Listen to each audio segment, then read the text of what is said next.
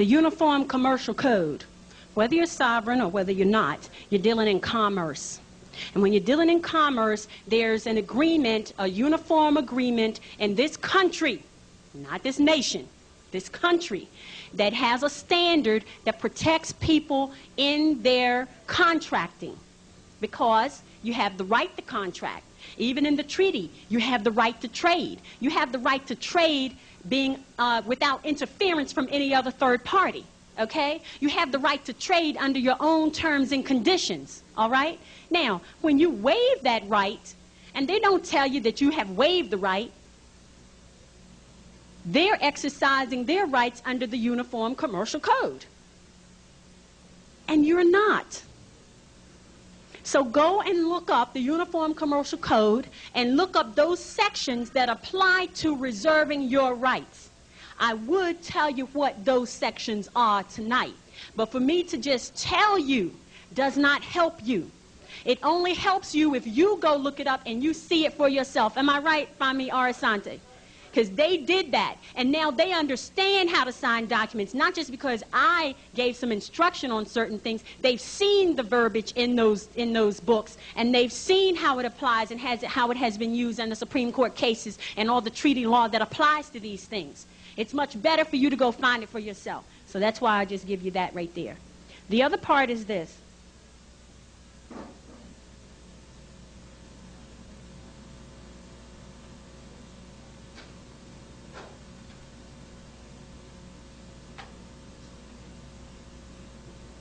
You see my favorite word in there? Of. The United States Code of the Laws.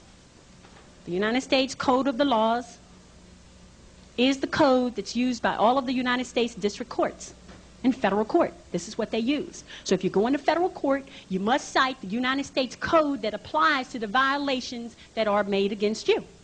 That's all you need to do, because they understand treaty and understand. I've been there so many times discussing treaty and constitution and all those things like that. And trust me, when I go to court, they put everybody out the courtroom. And they post officers at the door on the inside and the outside, because they don't want people to hear what I have to say. And then they come up with all these different little reasons and whatever and get me out of there, because they don't want me in there, because I know too much. And I will speak. So the United States Code of the Laws has also the different codes and the procedures, the federal rules of civil procedure in there, all of the criminal code, because understand, if there's a parking ticket, what they're saying is that we're suing you for a criminal offense. Did y'all know that? If there's a speeding ticket, that's a criminal offense. They're suing you in a criminal court. Do y'all understand that? They're filing criminal charges against you for something so simple. All right? If you agree to pay a tax bill and then you don't pay it, like with the Internal Revenue Service, because understand they're the Internal Revenue Service, they're a private, nonprofit corporation. There are 22 of them all around the country, and they compete for your business. They compete. They don't share information, and they collect money they're in the business of collecting money on behalf of the United States Treasury. That's their job. Doesn't mean you have to use them, but if you have a contract with them, which you sign your W-4, right? You signed a 1040 or 1040A or whatever, any of those other forms, you signed them. That's voluntary. Did you know your signature is voluntary? You can fill out the form and don't sign it and send it in. And even if you claim on there that you say you owe them money, as long as you don't sign it, you have not, right, entered into a contract. You've given them all the information, but you have not entered into a contract which binds you. Do you understand? If you send the information, you have filed, and that's all that you're required to do. They don't say you're required to sign. They say, please sign. There's a difference. Please sign. Why? Please sign so we can come after you and take everything you got. Okay? So when you look up the United States Code of the Laws, you're going to find all kinds of things in there, because municipalities who have codes and regulations and all those things and the state statutes and all that, all of them fall up under the jurisdiction of the United States Code of the Laws. Because no municipality, no county, borough, township, city, state can make a law that's outside the boundaries of federal law. They must all adhere to federal law.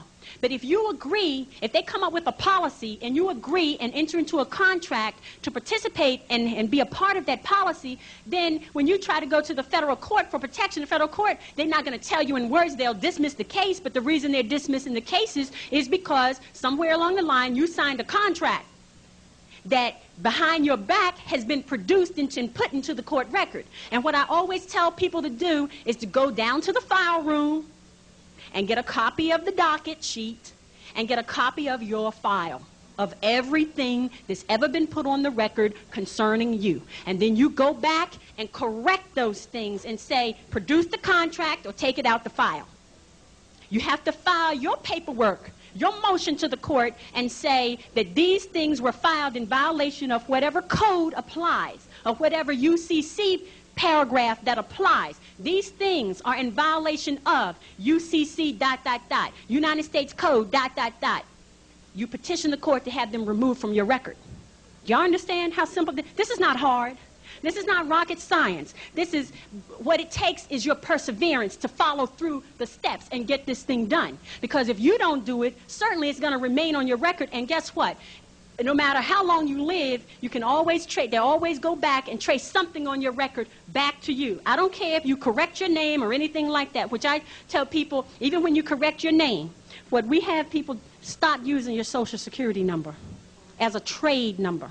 That's one of the main things you have to do. Stop using that Social Security number. The Social Security Administration tells you, do not give your Social Security number to anyone. And anyone that you choose to give it to, you have the right to demand, one, how they're going to use it. And you have, under certain terms and conditions, to deny them to use it certain ways. For example, if you got something on your credit report, it's our Asante, we helped him resolve those issues. How did they get on there? Did you authorize that credit reporting company to send, to receive any information? Do you have a contract with them? Do you have a contract with JCPenney, who you applied for the application? Did you tell them as a part of your contract that they could check your credit record? Is that part of the contract? The answer is no. That's not part of the contract, and they violated UCC and the United States Code by contacting that credit reporting bureau to get any information on you. And then the credit reporting bureau has violated UCC and the Code of the Laws to send any information relative to you because you did not explicitly authorize them to do so. So guess what? They have done damage to you, and then guess what? You have the right to sue for damages, am I right? Okay, so contracts and these courts, that's the only thing you're dealing with is contracts. Contracts, and never forget that. I'm going to write it down.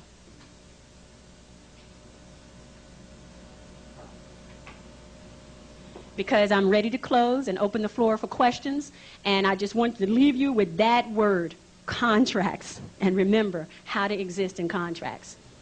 Islam.